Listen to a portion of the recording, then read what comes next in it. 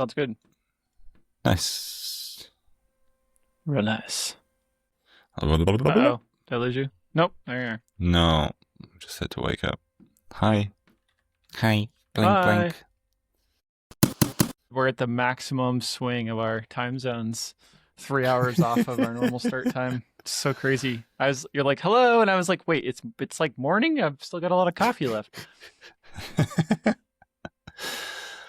Yeah, it's funny. Always gets me. It's coffee time. It always surprises me that we can get out of that sync. But What sure. what I love about it is our repeating calendar event stays perfect, like what it should be between our time zones. Because I think between us, we would never get it right if we just had to figure it out. Like, I would have had no idea that it was an hour early this time, even though we just had a time change. Did ya? Nice. How's it going? This last weekend. What are you doing this morning? It's been a week, man.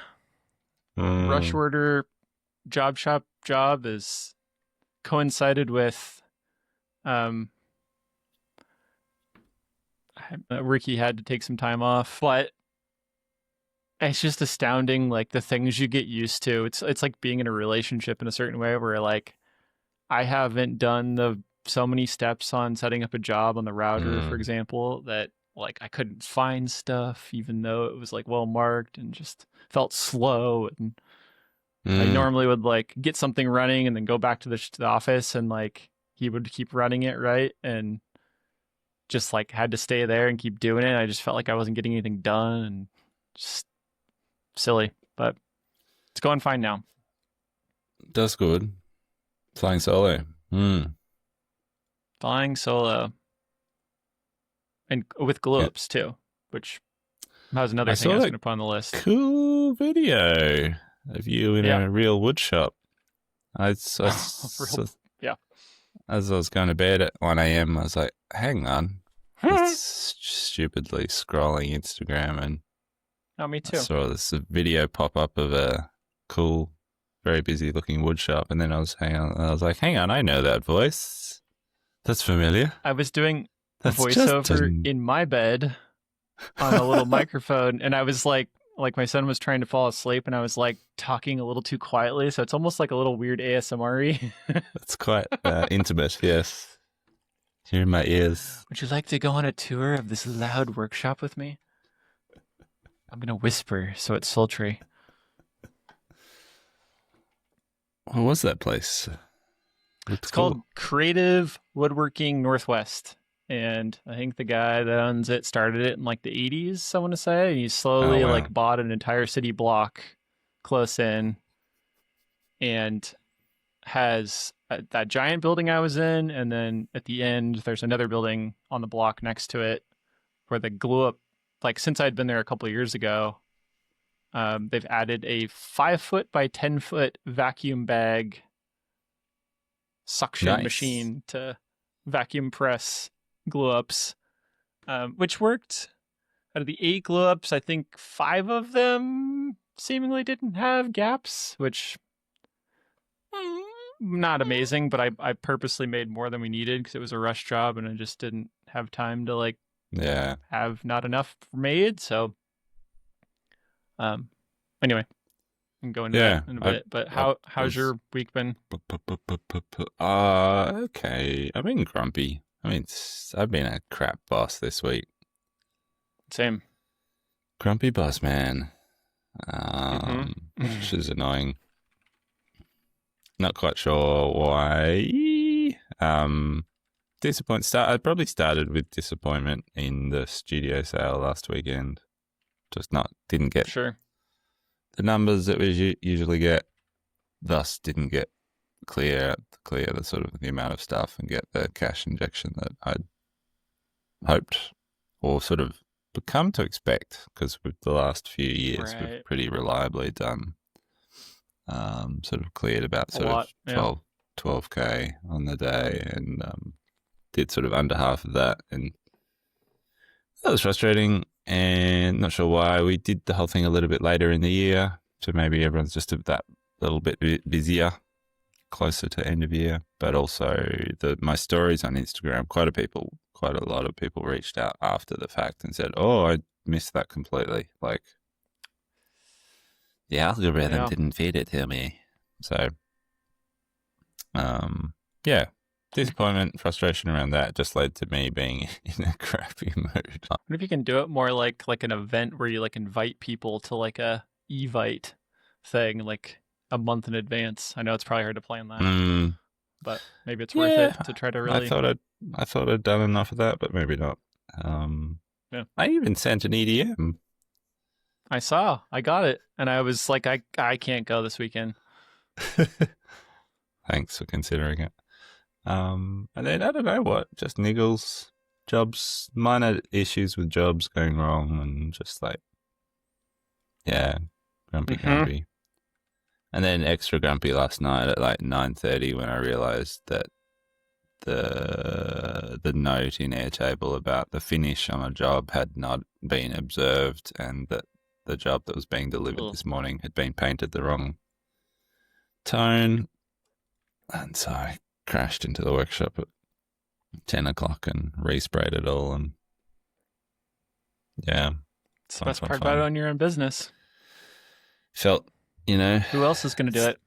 I know. It's the scent last night. I was like, I was grumpy, but also it's just like an annoying thing of like everything is ultimately your responsibility and your fault. Yep. Because I didn't remind anybody about the change, like the different finish, and yes, it was written down and documented, but I didn't make a point. And I looked at it, I saw them being sprayed yesterday and it didn't flag in my head. I was like, oh yeah, that looks normal. Blah, blah, blah, blah. Do you just have to remake it from scratch? Like you can't?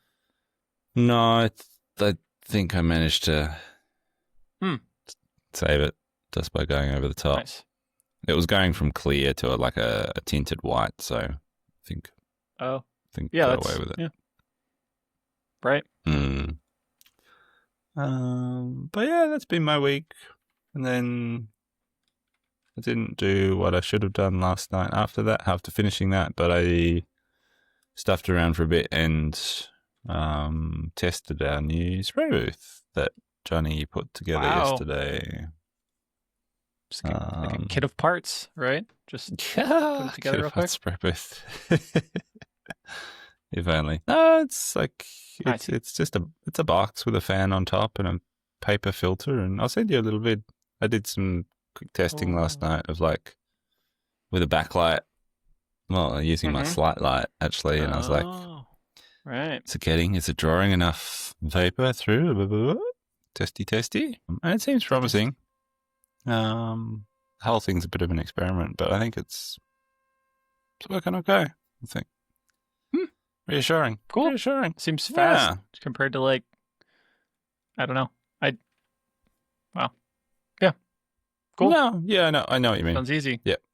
Yeah. It's seeming easier than I thought to, but to be fair, I had done a fair bit of prep and thinking about it, but I guess the whole thing was hypothetical the whole time of like, I think this is going to move enough air. I don't really know because our water wall is, I don't know, it's probably like 30 years old and it's got no data plates on it other than just like the, 5.5 kilowatt plate on the motor, the fan motor.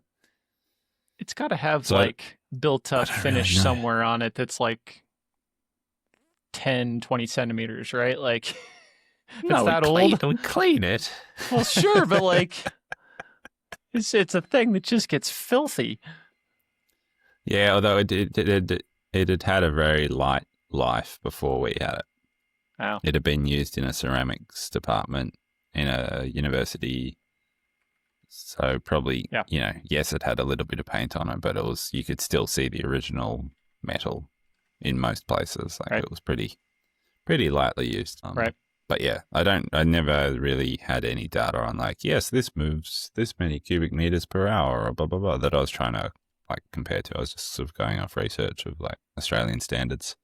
for spray booths and trying to match that. So weird. I'm watching it now. I just full screened your video, so hopefully I didn't kill the podcast. Yep, cool. It's interesting. Me standing in the dark, spraying water vapor around. You could do like a really low, quiet voiceover on that, maybe. I like it. Yeah, things and stuff. Well, I bought 2 new robots in the last week. Sick. What sort? They were $98 a piece. Our original Dusties. Our original Chippy Shark AI robot vacuum for the shop still chooches about, but there's some sensor that has finally bit the dust related to whether the bin's attached to it or not. And on its own, from bumping into stuff for over 2 years, it seems to have like disconnected somewhere inside. And I just kind of was just like, it, literally one day, if we're making stuff in the shop and it doesn't run, I'm like, this is like borderline unhealthy or like unsafe now. It's like slick again. Like I want it to, we want it to be clean every day. I don't want somebody to be sweeping. And I've done a few repairs, minimal like maintenance parts on it. And I just happened to pop up, get them on Amazon, either lightly used or renewed, as they call them. And this one was $98. Like, I think the downside is that it's got a smaller battery inside. Instead of 2 hours, it's like an hour and a half of runtime. So I also was like looking for the next door shop. I was like, I'm not sweeping that shop. That's crazy. So I bought 2 for cheaper than the original one. And they both are set up and running. I think the one in the new shop has a battery issue, and I might have to swap that out. But they're like $20 for a new battery. So oh wow, that's cool. It's we had a client come by for this rush job, and it'll go and recharge itself, its battery, and then dump itself, do its little. I always tell my son it's having a diaper change when it goes over to it sweeps itself out at home, and it had come back out in the middle of the day here. And I was cutting on the router and it was dumping dust, and it was just underneath as it was dumping, like sweeping the dust as it was coming down. And the client was like, I can't believe you have a Roomba. It's so smart. And I was like, it's cheap. It does a lot of, like, it's really valuable. It is smart. You're making me feel pretty stupid right now because I did not buy a RoboVac this week. I bought the opposite. I bought cheaper than your other robots. Push along sweeper for a hell of a lot more money than that. Still $98. What happens if I just send you one? Will it go through? Can we would it get like caught at customs? Yeah, so I think I paid about 15 times that for my push along manual sweeper that you have to push around the workshop. I'm happy with it, but it's not a robot. I'm a little bit sad that it's not a robot, Go ahead and keep paying your labor costs, man. That's fine. Shut up. I think I told you last time, this is like one of those numbers that's annoying to read, or hear. My simple, stupid math was like, it saves us 10 minutes a day. It's run weekdays for however long. It was like over 2 years. What's its value in our cost rate of our labor? And it was over $8,000. $8,000, which is like, oh, that's a stupid number, but like, I'm not paying anybody to sweep. Like,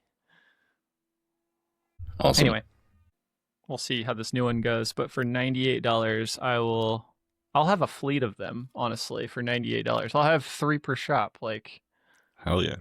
You have on here twice that you're grumpy. I know, that's how grumpy grumpy I was. Boss. More grumpy. That's I sent it in twice. Damn it. Your GoPro thing just reminded me out. I was up to... No, I had the kids in bed way too late last night because we got a couple of like little remote control cars, and for some reason we started racing them well after bedtime. And it's like the most adrenaline fueled activity that a 4-year-old and a 7-year-old could do. And I was having so much fun. I was like, no, I don't want to put these away. These are great. Like a 9-year-old added on there. Yeah, exactly.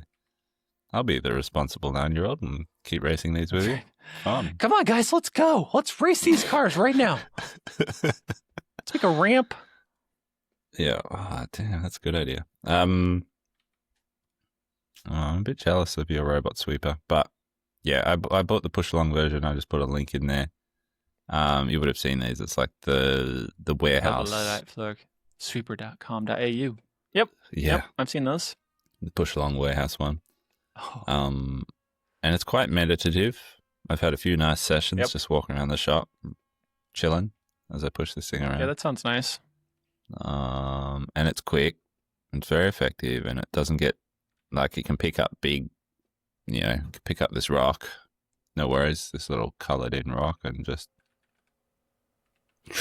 suck it up. So yeah, it's good for like bits and pieces and larger chunks, and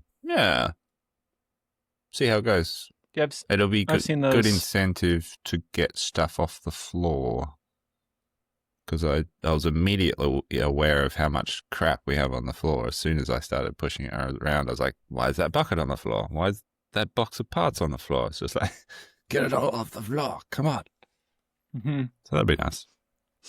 That place, Creative, that I was at last night, they like to buy toys. They need a sweeper. They have a Zamboni. They have like a floor sweeping, like, ride-on giant machine. Ride-on. I was like there at the end of the day and talking to this guy, just chatting, and I see there's like this Zamboni floor sweeper go by, and I'm like, what was that? And he's like, oh yeah, that's Mike or something. He comes by and sweeps the floors at the end of the day. I was like, that thing is amazing. It's like, if we tripled any of our shops or 10x our shops, our robots would be a guy on a robot. Awesome. Now, can I ask you about the awesome application that you're building that I want badly? Yeah. Sure. Is that public? Let's do it. Yeah, it's fine. Yeah. You've teased me with enough little clips. About it it's cool. Well, we've joked about it here for ages, years maybe, of having a to-do list that swears at you. And I had a very strong like the Harry sense Potter during the week of like, damn it, I want Justin's app that he's made. I want my phone to curse at me when I'm not doing the things I should be doing. After you said that last night, on my way into that wood shop, I was talking to GPT. I was like, all right, so I've made an app. It's ready to be tested. What's the next steps to like get it on the App Store? And so I went through the whole thing. And of course, I will overcomplicate it, but like, it's like, yeah, you should really start another business, an LLC, and then get an EIN number. And I was like, well, yeah, okay. All right. Because like, it has to be, unlike just like, I don't know, some things when you whip them up, you like have to be a not credentialed developer, but you have to be like an entity. And so I don't know that I want to put it out as my current business. I don't know. Would you just put an app out on Like Butter if it was like kind of unrelated? No, probably not. Mm-hmm. Yeah. So I know how to do it. I just need some time to do it. It kind of sucks in that you can't like, unlike some of these stupid little apps we made for Mac that are like unsigned, right? We use for like the podcast, like you can't do like the iPhone is really locked down. Like you have to go through to send it to anybody. It has to be like through the App Store system. So yeah, well, I guess maybe to give a little more information about it, I've mentioned it here. I've had this idea for a long time to have an app that is its primary feature is getting you to do the stuff you need to get done and do it in an unconventional way. by levels of harassment or insults, or like, you know, I've got currently have an unhinged mode for it, where honestly I don't even know what that might entail at this point, but it's working on, you know, like a local scenario. I can add tasks and projects, and it's just getting it to the next phases. So how much of its effectiveness for you is the sort of ultra novelty of the fact that you built it and you can kind of make it whatever you want? You know what? I was wondering if it will work for me at all because I made it. Oh.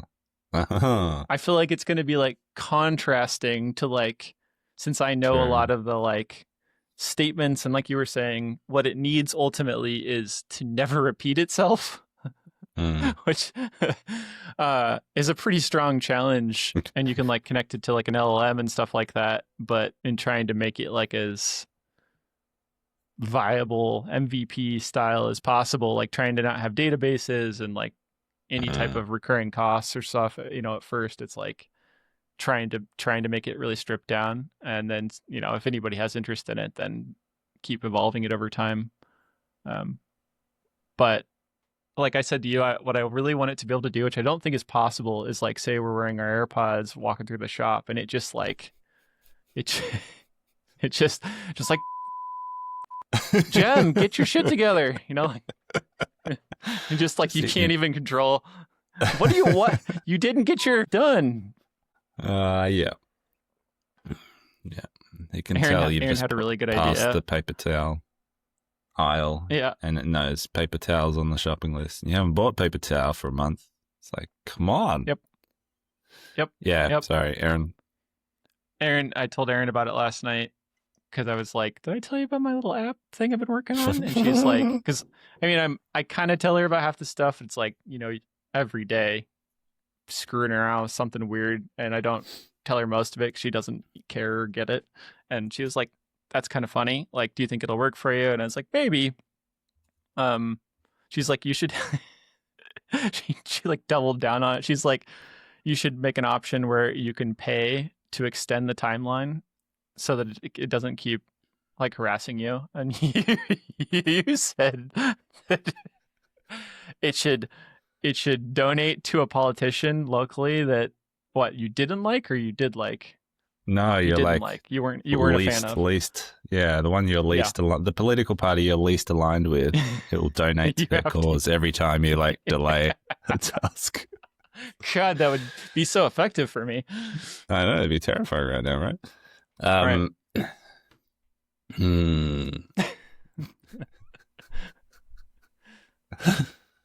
Yeah, you could do some fun things. A lot of the fun for me is thinking up the little tortures. Like, I enjoy that process a lot. Of course you do. Yeah.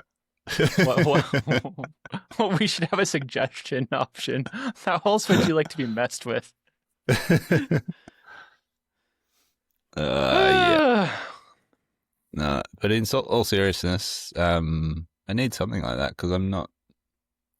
I don't know. Maybe because I'm having a grumpy week, I'm just not getting through what I feel like I need to be getting through, and pretty unfocused. Like, just so many shiny objects at the moment. Yep.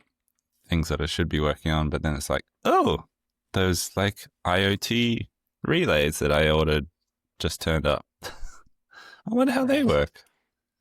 I need a power supply for them. Yeah, I've got a pile of things like that. Oh yeah. I've got. What was I doing? This is one of the main downsides of like having a new shop over there. Is I was talking to somebody I saw at that woodworking shop that like we follow each other on Instagram, and they're like, "Oh, how's your new machine?" I was like, "I put it over there, and I haven't had time to look at it in the last 5 days, but I keep getting stuff for it that we've either ordered, like coolant filter screens and like I think it's over there now. It's I finally bought a coolant mixer." Because we've been using a paint stirrer, right? And it's like a Venturi mixer where water comes in, it sucks coolant out of the bin, and then it comes out mixed, which is that what the future. That's not what a Freddy is it? Freddy's something else. No, there's probably a way you can use a Freddy. A Freddy will filter. It's like a vacuum. It's messaging me. Oh, it's so good. It can pump and be like in or out and use different levels of filtration. So you can like literally clean your coolant with it or just suck out junk like a clean out. And unfortunately with maybe someday, maybe if the UMC goes real well, we'll get one, but they're like $9,000 right now, I think, with tariffs and all the BS. What is this? So Coolant Mix is just drawing in neat coolant and mixing it at the right ratio to then pump into your You got concentrate, tank. You got incoming water, which some people get crazy or not crazy. They do what we should probably do is like filter the water, osmosis the water, then you set it on the top, you set it a percentage you want it to be coming out, which I think you have to calibrate to some degree. And then it comes out pre-mixed, which is right now a huge step up from, I think I said this before, we're using a bucket, pour in some water, pour in some concentrate, stir it with a drill, which is kind of how everybody starts. Makes sense. There's friction to it, right? So it's like some days you go and run the machine and you don't top it up because it's like, I don't have time more or less to fill up the coolant tank. And now suddenly your concentration's like 20% and you're like, crap. I was a pretty cheap little one and seems like a good investment. I think it's $180 and they can be like $1,800 for different levels of them. It's 2 RoboVacs, man. Jeez. That's 2 RoboVacs, but I don't have to mix them anymore. Yeah, so I haven't gotten to the UMC, which makes me feel bad, like I'm just failing at stuff. But I got, got a good couple jobs in that you got to do the real work first. But otherwise, I feel like in preparation for those jobs coming in and quoting some other things, and last week we had a lot of sales through the shop. This week's been slower, but I just felt like I was like a slave to my desk and email in particular, and I really hated that. I really hated. I want to find ways to not have to do. I don't even know how to say it. Like, this day and AI guys talk about like automating these email tasks with their customers. Yeah. And I don't know how you do that with like every way I've ever tried just feels really impersonal and doesn't handle the nuances. And yeah, I can relate to that a lot. Not to make excuses or downplay their business as an example, but like I am a customer of theirs and I kind of don't. I don't care that they would be automating all their help tickets if I needed to go to them with a help ticket. It's kind of just part of the joke. It's part of the joke, and it feels like that whole business is just a thing that they've spun up as an experiment anyway. And as a customer, I know that the whole thing's a bit of an experiment. So the fact that I'm happy to be a guinea pig, and if I'm getting guinea pig automated help tickets, then cool, it's just part of it. Whereas, that feels different if I email you and say, hey, my fang clamps aren't fanging. What the hell? Don't say that. No, they are fanging. They're awesome. But, for example, you know what I mean? Yeah. I've got the same problem. I want every response to be like ultra gem tone, like nuanced. Yes. Right. I had when I heard them say that, because like you had talked about the show for a while and I've been listening more for like the last couple of months. I find it entertaining. I like the guys, and like I told you last week, I didn't realize they were brothers. I don't know how. I just like didn't catch either their name or anyway. I think I saw the YouTube and I was like, oh my God, their brother. But when they said that a while back, and that they use Help Scout, which is what I use. They've got MCP connected to it and all that, through SimTheory. And that I was like in the shopping for groceries, listening to them, and they're like, yeah, I mean, I've gotten a lot of stuff done lately. I had, SimTheory just go through and like answer all my Help Scout tickets. And I was like, what? What? that's been me before. Like, what is this? And I like kind of like annoyed, but also like humorous reaction to it. And now I totally understand more. Like the shtick is just, yeah, like you said, it's kind of all been a big experiment that has turned into a business for him to some degree. So, yeah, I don't know the answer. Like I don't know about you, but I'm quite self-conscious in my day-to-day business operations about my use of AI tools. I don't make it, other than chatting to you about it, I don't really like to talk about the fact that I'm a heavy user, because I feel like it clashes with my target market, and I don't know quite how to speak about that effectively, and so yeah. It's something I'm aware of in terms of task automation when it's customer facing like that, and yeah, I don't know. Don't know the answer. I mean, I'll give you like a couple thoughts that I've had that, yeah, I'm not posting about how I use it. And I feel like it's the equivalent of like, in a lot of ways, in the way that the sim theory guys talk about it is, they've burrowed into my brain. It's like everybody's using it or will be using AI things. And it would be like talking about using Illustrator when your output is a guide or like an illustration, right? Like it's, your customers don't really want to hear about the tool you used anyway. Like they just want to use the output of it. So it's like, if you can best help them, like the thing that I'm excited about, and I was messaging with those guys on their Discord saying like, I think you had said it in the while back, I actually found you had posted like, I would like a Shopify MCP, because that's the thing that would finally connect all of my tools together, all of my, I can use Help Scout, and it's been working pretty well to like get context on customers and then look at context of other customers and like help answer questions, or like some of our stuff's really technical to answer about like, can I use this with this machine? It's like, it's just a lot of me searching otherwise and trying to remember things where it's fast at that. But then I also like want to be able to get the context of what has this customer ordered before, and so I can see what their machine is, what tools they have of ours already. And if I can put all that together, that's just saving a crap ton of time.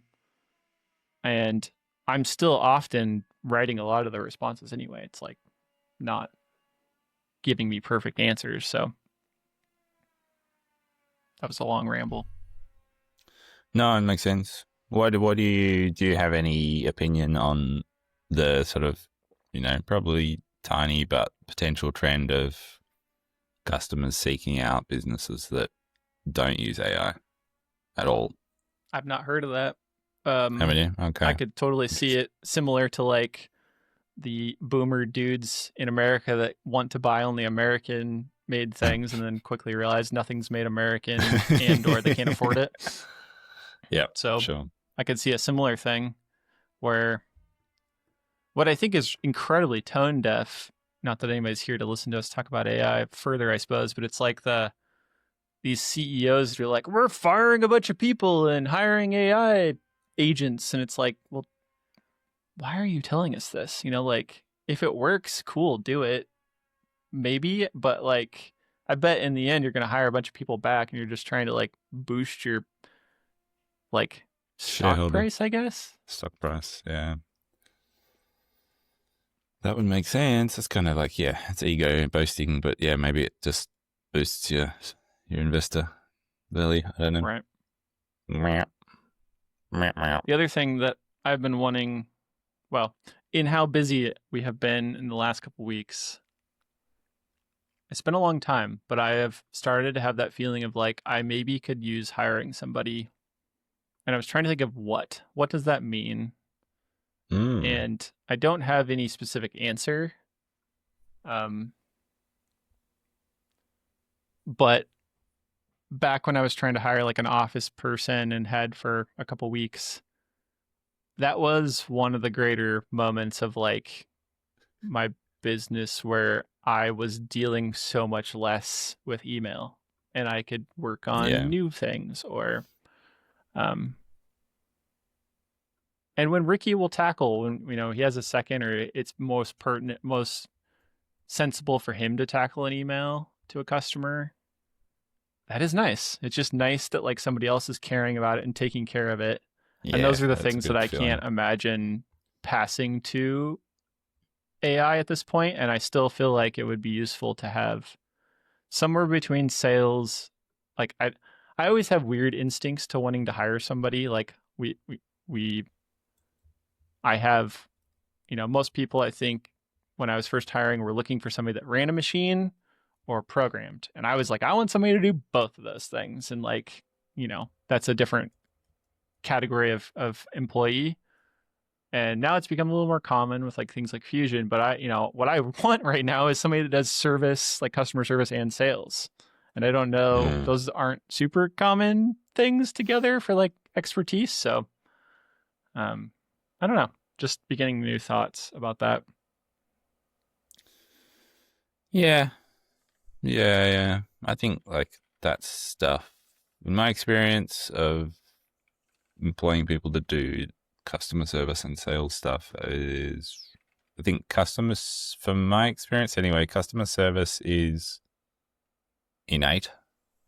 People are either good at it or they're not. It feels very personality based. And sales is trainable, but at the end of the day, sales is also entirely about relationships, depending on what you're selling. Again, this is just my experience. That's why I suck at sales.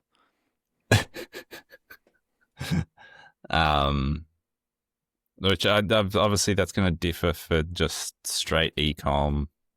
I think then sales is something very different. But if sales is person to person, then I think it's about relationships and trust. And I think that's trainable to some extent. But I think both of them, you kind of need the right personality to start with. Do you think it's foolish to try to, again, I don't think, if I could find somebody that's part-time and fit this mold, I think I would think to hire them right now. But do you think it's just foolish to like find somebody that maybe does both of those things? Like, for your product model, yes, I think. Foolish. Yeah. Okay. For what you're selling, I don't see the fit. But I obviously don't have a complete picture of your business. Yeah. That's my vibe check on it. Anyway, we can talk more about that. In hushed tones. Yeah. Buy anything or process anything as a career. Yeah, I'm fine to keep going about it. I don't know. It's a very early thought of just like this week has felt, last 7 days has felt bonkers, and it's kind of been leading up and growing and building, and then we don't have a lot of other scheduled job shop work, but I have a couple potential recurring jobs out of these current ones, and obviously, well, with Ricky being out, that was a whole different experience too, of like, there's a point when I'm just telling people via email, like, I'm not going to see my email for the whole next 2 days. So sorry, I don't know what to do. Like, I got to make stuff. Yeah. And I think, yeah. I guess that's a good thing to do. I guess, yeah. What opportunities are you losing by doing that? Maybe none. Maybe, I don't know. Probably some. Probably some, maybe none. Like, I find that can at times be a useful self-weeding tool of like, by the time I get back, the jobs that I probably should have said no to straight away have faded away, and the good jobs are still sitting there waiting patiently for the quote or whatever. I find that happens semi-regularly to me, where if like, and not necessarily intentionally, if like, oh crap, I forgot to send you. You were a great lead, and I never even sent you a quote. Are you still interested? And they're like, oh, yeah. Happy to wait, blah, blah, blah. It's like, awesome. You are a good customer, great lead, good opportunity, and you're still sitting there waiting for me. Happens fairly regularly. Yeah. Whereas, yeah, the jobs that I see come in and I read them once, and instead of saying no immediately, I let them sit and fester in the inbox. And when I finally get back to them, that lack of indecision has sort of led to a point where it's like, yeah, no.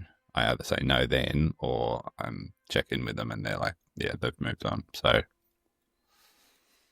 I don't know. You just got to make the system work for you. Like, something I would like to get better at is just not checking my email every 2 seconds when I'm at work. Yeah, this is what I meant. Yeah, it's like I felt like I was either waiting on somebody or feverishly trying to, do that while also my other tasks just felt manic.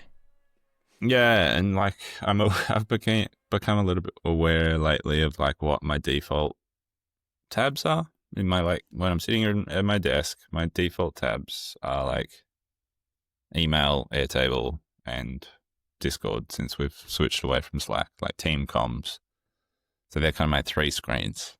And why do I have my email tab open all day long? Like, is that necessary? Really not. Like, maybe that needs to be a different default screen. Like maybe my default should be something else. Like, but just think about, like, Bomb Johns we're talking about, which we are not the same levels of those businesses, but you got to look forward to something, I suppose, or like plan for something. And I am in no way in the position where I can just like disconnect and not interact with support and sales and all those things, because that's basically a lot of what I'm doing currently. But I also, like Grimsmo was talking about, like one of his friends was saying to him, like, what's the value of your time as the owner? And like,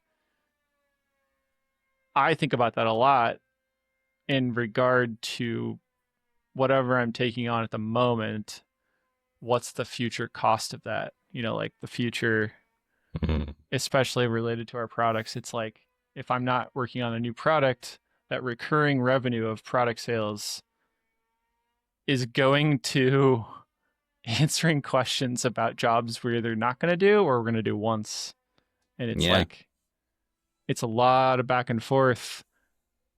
And the other side of that, though, that I like try to split in my head is, if we can, like, our machines are not always busy, and Ricky is often busy, but it's like, if I had just enough other people that made sense to do some of these tasks of like entertaining the sales quotes and scheduling that in between our products, like, could we just like double our revenue because we have the bandwidth for it? But I seemingly don't have the bandwidth to manage all of that. You know what I mean? Yeah. Because we're not technically like slammed all the time. Yeah, we're the same. Like, we've got heaps of machine capacity, but I'm the bottleneck. I don't have capacity to quote more or talk to more customers about fulfilling that machine capacity. Yep. It's interesting looking at like my quoting metrics in Quotient, and like my conversion rate has never been this high ever. And it's almost up to 80% now, and it's sat around 75% for the last sort of... Where do you see that in Airtable? In Quotient. Right. Like jobs one, 77% today, and that's like the rolling average for the year. And it's, that's high. It's never been that high before, but the reason it's that high is because I'm cherry picking way more. Like, I don't put quotes through Quotient until I'm pretty bloody confident that I'm going to win the job. And they're like, cool, I'm going to sink the time into building this formal quote for you now, because I'm pretty sure you're ready to buy. Yeah, that's interesting to look back through the years and see the percentage evolve. I don't really look at that percentage very much, I guess.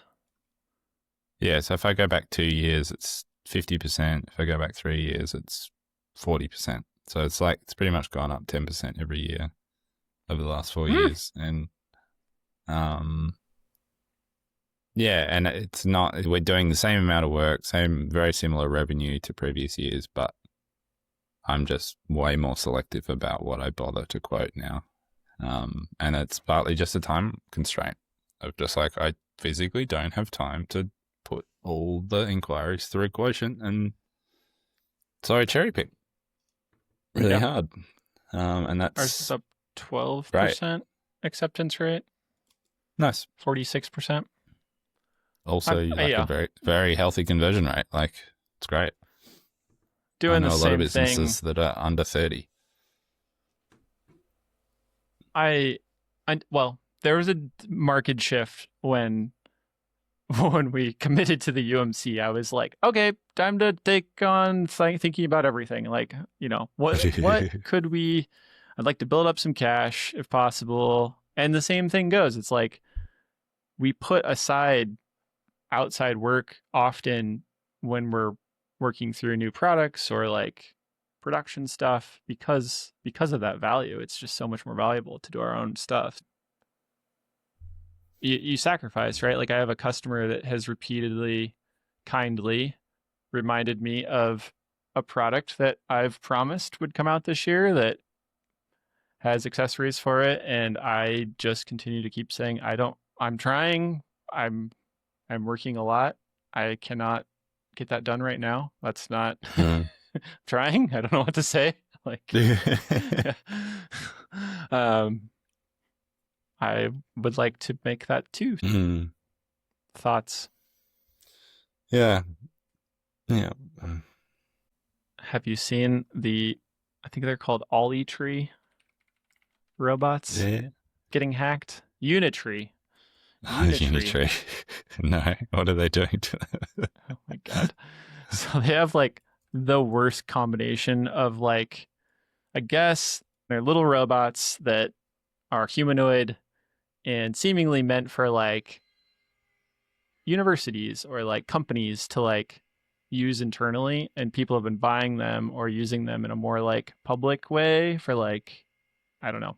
They're not siloed away. And so what people have found out, they're incredibly easy to hack in a sequence of ways that's just like absurd. Like they all have the same password. They use some kind of like low level technology that like makes them incredibly susceptible to the worst part of it is they have Bluetooth built into them, and they can retrain each other by being within 6 feet of each other. With like no control over this. So like you can literally spread a virus between one robot to the next by just taking the viral one next to it, and it just overtakes it, and then you can control it, kind of like a worm virus basically. So there's some good videos of them like losing their minds and like tweaking out. They just mostly look like toys. I do find the robot dogs strangely attractive for some reason. Kind of. That's part of me that wants one. I should go hang out with David again and see if he can get out his robot dog. He showed it to me. Has he got one? Yeah. They used it in Katy Perry, I believe, hired them to put it in one of their videos. Right. Music videos. Wow. That's cool. I'm pretty much out of time, but the right one. My final thought is, question, because I'm curious. Do you make any formal time in your week to do any sort of reflection as part of your schedule? I tried to this morning, not formally, but I try to. I don't know. I've just been like chasing my tail lately. No. Yeah, I'm the same. I've been doing lots of tail chasing, but not doing that at all, and feeling the lack of it. And I don't know where to slot it into the week, but I feel like I need to do it every week, if not every day in some small way. It's kind of the responsible thing to do when you have, like, I remember that being so much more important when I had multiple employees, and Ricky has very kindly just taken to like figuring out something to do when I'm stressed and not Mm-hmm, giving him enough lead of like, we should work on this today. He just like knows a ton of things to accomplish. But you probably have that problem where it's like multiple people are looking at you like, what are we doing right now? And you're like, gotta have a plan. No, I don't. I'm lucky to not have that. Like my guys are very. The system works. The system works. They're very self-driven. I've got the self-driving models, which is awesome. I still get fielded with plenty of questions, but that's, again, everything's my fault. Like that's because I haven't put enough information into Airtable or haven't fully resolved something at quoting or blah, blah, blah, whatever. But like, they're all very valid questions. But No, I've got pretty driven peeps. But yes, reflection was definitely more critical when I had a bigger team. Or just check-ins, like more regular check-ins. I've got so slack with the check-ins since we've become a smaller, tighter team. Right. But yeah. Mm-hmm. What, have you started something or are you just thinking about it? No, I'm just trying to work out where the hell to put it in the week. Like I genuinely don't know where that is going to...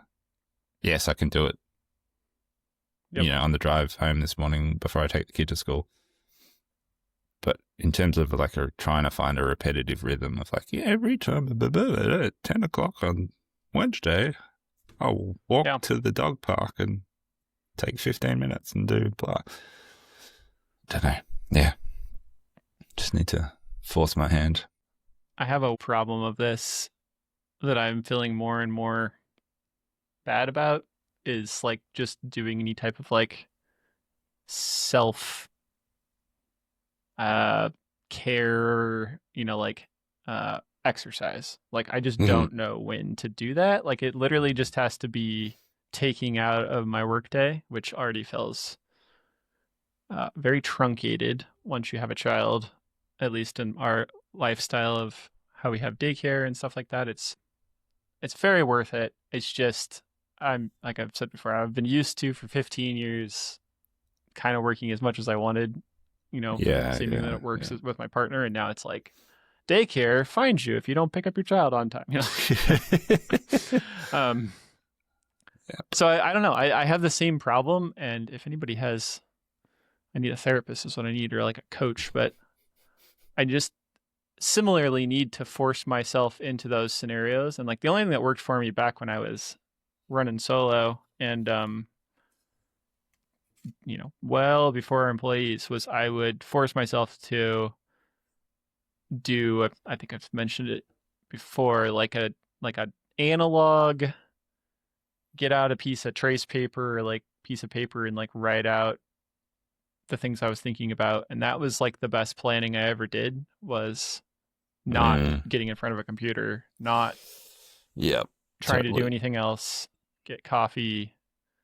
Maybe I need to walk over to the office next door and it has literally nothing in it but a chair, and put a desk in there and just go, do your thinking over here. To an analog desk. Yeah, nice. I like it. You? Any maybe I need to lock myself in here more often, in the broom cupboard, without my laptop. Yeah. Yeah. Seems like a great place for a hammock. It would be. Naps. All the naps. Cool. I can't find any of these videos of hacked robots for some reason. They just are like cool marketing videos.